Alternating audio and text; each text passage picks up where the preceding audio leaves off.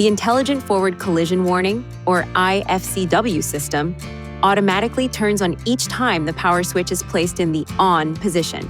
It can help alert the driver when there is sudden braking of a second vehicle traveling in front of the vehicle directly ahead in the same lane.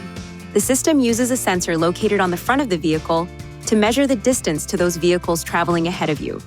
If there is a risk of a forward collision, the system warns the driver by blinking the vehicle ahead detection indicator and sounding an alert. The system operates at speeds above approximately 3 miles per hour. To turn the system on or off, use these controls to select Settings, Driver Assistance, Emergency Assist, then Emergency Braking to turn the system on or off. When the I-FCW system setting is turned on or off, the automatic emergency braking system is also turned on or off. To ensure proper function of the system, keep these areas clean and free of obstruction.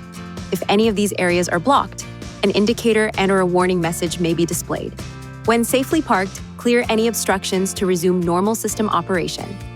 If the problem persists after clearing any obstructions, it is recommended you visit a Nissan EV certified dealer for service.